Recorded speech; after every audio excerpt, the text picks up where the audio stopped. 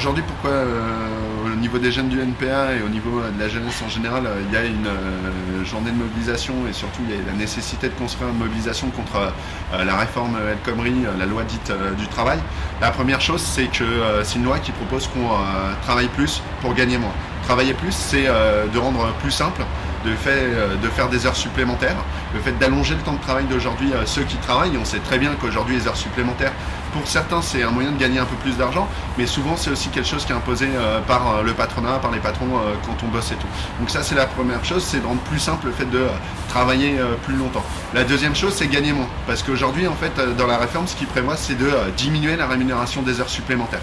C'est-à-dire qu'aujourd'hui des heures supplémentaires qui sont majorées de 25 à 50% en plus, aujourd'hui on parle de les majorer à 10% et en fonction des accords d'entreprise, même d'aller entre 2 et 5%.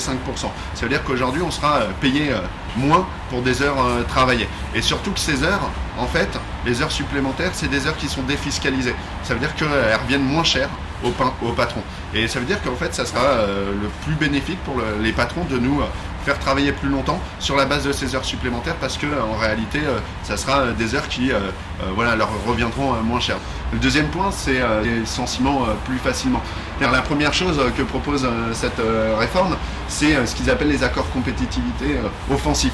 C'est-à-dire qu'une entreprise qui soit a une baisse de commande, soit veut conquérir de nouveaux marchés, c'est-à-dire une entreprise tout simplement qui fonctionne normalement dans le cadre du système capitaliste, elle pourrait à tout moment imposer à ses salariés un gel des salaires et une augmentation du temps de travail. Et si on refuse, si un salarié refuse, il se ferait virer sans indemnité pour cause réelle et sérieuse, comme c'est marqué dans la loi. Et on voit bien que ça aujourd'hui, c'est pas possible de mettre en place ce genre de mesures. La deuxième chose, c'est qu'en fait la réforme, elle est tellement large sur les licenciements, en fait, qu'elle permet en fait que toute boîte, à tout moment, peut justifier un licenciement.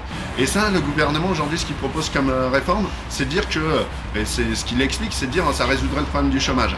Et en fait, on voit bien qu'aujourd'hui, faciliter les licenciements et augmenter le temps de travail, bon, ça ne permet pas de répondre au problème du chômage, et bien au contraire. Parce qu'aujourd'hui, avec cette réforme, ce que ça va faire, c'est que les patrons, ils en profiteront pour avoir moins de salariés, pour pouvoir produire autant, voire plus, avec cette réforme. Et ça veut dire que c'est toute une série de gens en fait qui seront encore plus au chômage. Aujourd'hui on parle de 6 millions de chômeurs, ça se trouve en fait avec cette réforme ça sera 10 millions de chômeurs.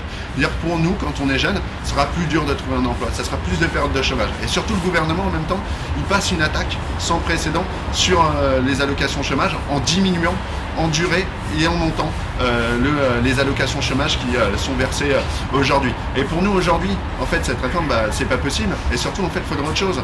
En réalité aujourd'hui il y a une série de mesures qui permettraient de répondre en fait aux problèmes que rencontrent les jeunes et les salariés. La première, c'est au lieu d'augmenter le temps de travail, en fait il faudrait dire face au chômage, il faut le partager, il faut partager le temps de travail. Donc de partager entre toutes et tous, de dire diminuer le nombre d'heures travaillées. Et ça c'est en fait pas revenir en arrière, c'est le progrès en fait en réalité de faire ça. La deuxième chose, c'est de finir avec les contrats précaires.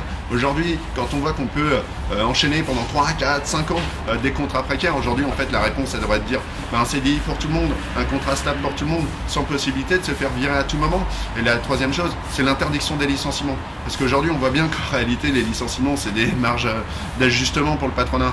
Bon, et en fait c'est pas possible qu'à un moment, quand on est jeune, quand on est salarié, à tout moment sur notre vie il y a une épée de Damoclès sur le fait de se voir licencier parce que soit la boîte a soi-disant un problème, ou en réalité c'est des entreprises qui font en général des bénéfices.